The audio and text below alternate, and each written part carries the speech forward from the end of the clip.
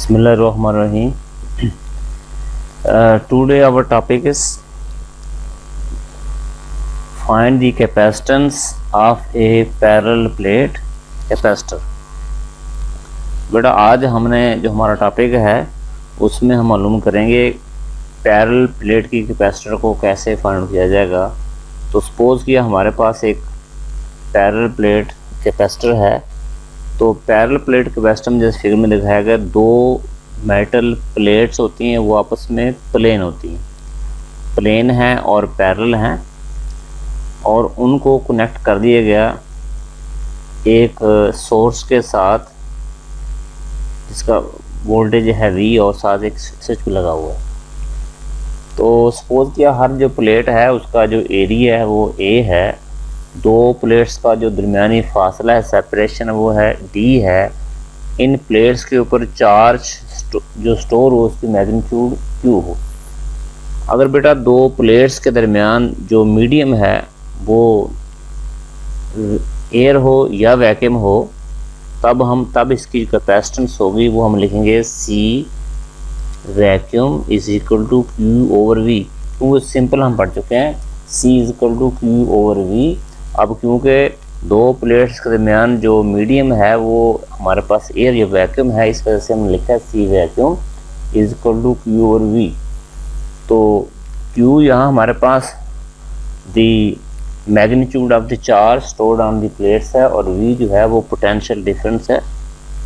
तो अब जो हमारी कैपेसिटेंस है वो दो चीज़ों पर डिपेंड करती है, प्लेट्स के ऊपर चार्ज की मैग्नीट्यूड क्या है, अमाउंट क्या है, और उनमें पोटेंशियल डिफरेंस क्या है। तो अब हम ये देखते हैं एक प्लेट पे चार्ज पॉजिटिव है, एक पे नेगेटिव है, इस वजह से यहाँ होगा एक इलेक्ट्रिक फील्ड। तो जो इलेक्ट्रिक फील्ड लाइंस हैं उनकी डायरेक्शन होगी पॉजिटिव प्लेट से नेगेटिव प्लेट की तरफ होगी। तो यहाँ जो और इनका दरमियानी जो फासले प्लेट्स का वो D है, तो फिर हम पहले पढ़ चुके हैं negative of the potential gradient is called electric field intensity, कि E is equal to minus delta V over delta R। Minus delta V और डेल्टा R ये पढ़ चुके हैं। अब इसको मैग्नीट्यूड फॉर्म में देखें, जहाँ डेल्टा V था अब हमारे पास इस केस में वहाँ V आएगा, और जहाँ डेल्टा R है वहाँ हमारे पास D आएगा। तो E is equal to V over D। अब D को दोनों तरफ मल्टीप्लाई करें तो ED is equal to V। तो V की ये वैल्यू इक्वेशन 1 में पुट करेंगे तो हमारे पास इक्वेशन 2 क्या आ जाएगी, C vacuum is equal to Q over ED। ये क्वेश्चन नंबर 2 है। अब यहाँ से देखते हैं भी E जो है वो इलेक्ट्रिक फील्ड इंटेंसिटी। अब हमने गॉस लॉ की 3 एप्लीकेशन पढ़ी थी, उसमें जो बेटा जो थर्ड एप्लीकेशन थी वो ये थी electric field intensity between two oppositely charge plates. तो वहाँ हमने वो पढ़ा था E is equal to sigma over epsilon naught. गौर करें, एक जो सेकंड इसकी जो एप्लीकेशन गॉस लॉ की थी वो ये थी electric field intensity due to infinite sheet of charges. तो वो बेटा वो था, उसका आंसर वो था E is equal to sigma over 2 epsilon nought. जबकि जो थर्ड एप्लीकेशन के मुताबिक electric field intensity between two oppositely charge plates वो था E is equal to sigma over epsilon nought. तो यहाँ जो सिग्मा है वो सरफेस चार्ज डेंसिटी है, और एप्सिलॉन नॉट जो है वो एक कांस्टेंट था, ये था इलेक्ट्रिक कांस्टेंट, इसका नाम था permittivity of the free space.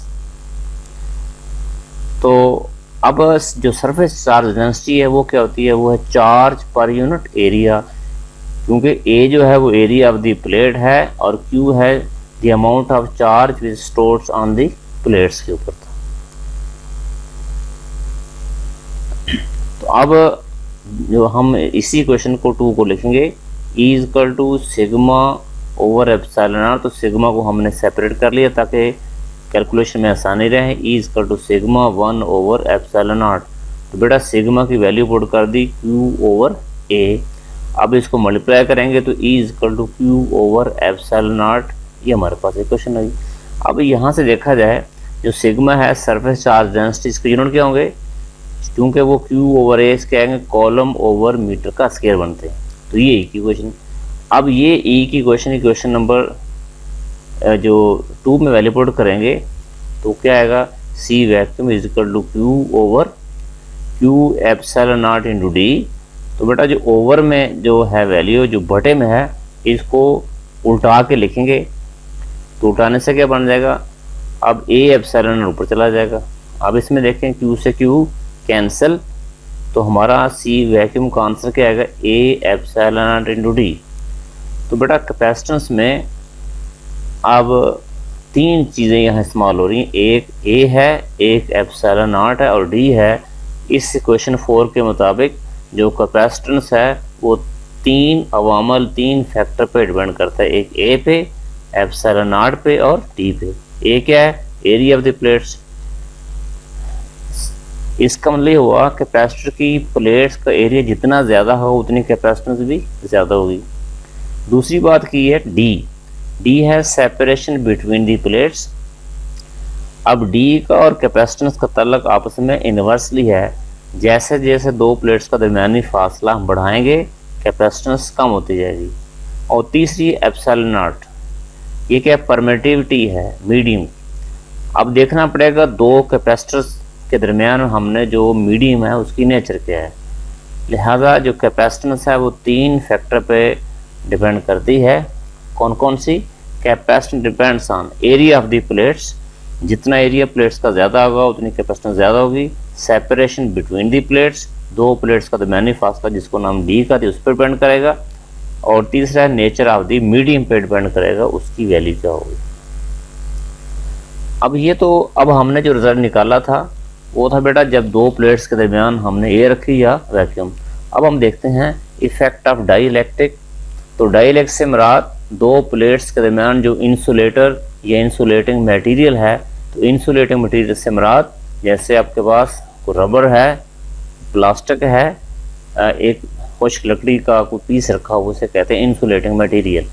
तो 2 प्लेट्स के दरमियान कोई इंसुलेटिंग मटेरियल जैसे डाइइलेक्ट्रिक कहते हैं, उसके प्लेस करने से, उसके रखने से क्या इफेक्ट क्या होगा, क्या वो इंक्रीज करेगी, डिक्रीज करेगी, यह रहेगी सम। इसके लिए हम एक एक्सपेरिमेंट करते हैं। बेटा हम एक चार्ज कैपेसिटर लेते हैं, उस चार्ज कैपेसिटर के साथ एक हम वोल्ट मीटर कनेक्ट करते हैं। वोल्ट मीटर, तो वोल्ट मीटर बेटा एक ऐसा डिवाइस है जिसकी मदद से हम 2 पॉइंट्स के दरमियान पोटेंशियल डिफरेंस मालूम करते हैं। इसे कहते हैं volt meter is a device which is used to measure the potential difference between the point, यहाँ प्लेट्स है। तो एक चार्ज के जो कैपेसिटर था उसकी प्लेट्स से हमने कनेक्ट किया एक volt meter is connected with the plates of charge capacitor और नोट दी रीडिंग। तो इसकी हमने रीडिंग नोट की। तो अब हमने देखा इसकी रीडिंग इस वक्त क्या थी, मैक्सिमम, जिसको हमने V0 का नाम दिया। इसके बाद अब बेटा ये जो 2 प्लेट्स थी इनके दरमियान हमने कोई रखा, कोई डाइइलेक्ट्रिक या कोई इंसुलेटिंग मटेरियल रखा। After this place dielectric material between the plates due to that reading of the voltmeter decrease. हम देखेंगे जैसे फिगर में दिखाया गया है। तो बेटा अब 2 प्लेट्स के दरमियान कोई इंसुलेटिंग मटेरियल जैसे डाइइलेक्ट्रिक का नाम दिया, उसके रखने से हम देखेंगे वोल्टमीटर की रीडिंग क्या हो जाएगी, कम होती जाएगी। तो एरो का निशान देखें दोनों में, तो ये राइट से लेफ्ट की जानब आ रहा है, देखिए उसकी वैल्यू क्या होगी, वोल्टेज की V कम होता गया।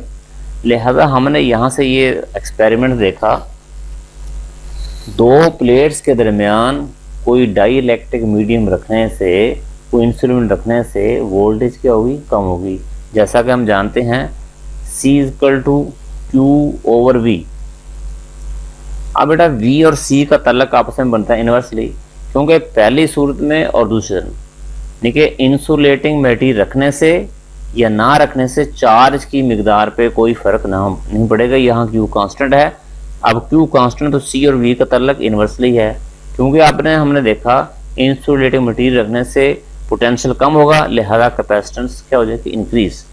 Due to decrease of V capacitance increase हो जाएगी। तो यहाँ से रिजल्ट निकाला, 2 प्लेट्स के दरमियान को इंसुलेटिंग मटेरियल रखने से कैपेसिटेंस विल बी इंक्रीज, जिससे इनहांस भी क्या बढ़ जाएगी।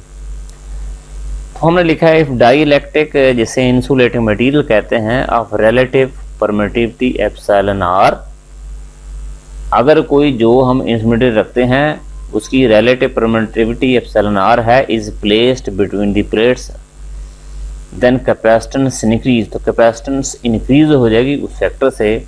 अब हम सी मीडियम लिखेंगे, A epsilon naught epsilon r over d. तो बेटा अब इक्वेशन 5 को इक्वेशन 4 पे डिवाइड करें। A epsilon D, A epsilon over D आपस में कैंसिल, तो हमारा आंसर क्या आएगा एप्सिलॉन आर। तो बेटा एप्सिलॉन आर एक रेशो का नाम है, किसकी रेशो है, दो कैपेसिटेंस की रेशो है। तो epsilon r is equal to C medium और सी वैक्यूम। ये जो एप्सिलॉन आर है इसे बोलते हैं डाई इलेक्ट्रिक कांस्टेंट, या इसी को डाई इलेक्ट्रिक कोफिशिएंट भी कहते हैं। तो अब इसके अगर यूनिट देखे जाएं, क्योंकि ये एक सेम क्वांटिटी की यूनिट है, लिहाजा ऊपर भी फैराड आएगा, नीचे भी फैराड से फैराड कैंसिल, लिहाजा ये एप्सिलॉन आर है जिसका नाम डाई इलेक्ट्रिक कांस्टेंट है, इसके कोई यूनिट नहीं होंगे। अब हम इसको डिफाइन करते हैं। देखो एप्सिलॉन आर एक रेशो का नाम है, किसकी रेशो, दो कैपेसिटेंस, कौन कौन सी, तो हम कहेंगे जो एप्सिलॉन आर है जिसका नाम डाई इलेक्ट्रिक कांस्टेंट है, ये एक रेशो है, किसकी ratio, the capacitance of the capacitor when insulating material as a medium to the capacitance when the vacuum is the medium. अब ये देखें, सिंपली हम यू कहना चाहते हैं, दो प्लेट्स के दरमियान अगर कोई इंसुलेटिंग मटेरियल है, ठीक है, वो कैपेसिटेंस और वो कैपेसिटेंस जब दरमियान में कोई वैक्यूम था, हम कहेंगे the ratio of the capacitance with insulating material as medium to the capacitance with vacuum और एयर एज ए मीडियम। हम एप्सिलॉन आर एक रेशो है कैपेसिटेंस की, कौन सी कैपेसिटेंस, जब दो प्लेट्स के दरमियान कोई इंसुलेटिंग मटेरियल है, और उस कैपेसिटेंस के जब दो प्लेट्स के दरमियान वैक्यूम एयर है, तो इस रेशो को कहते हैं एप्सिलॉन आर, और एप्सिलॉन आर के कोई यूनिट नहीं। Thank you. 10 मिनट लगे।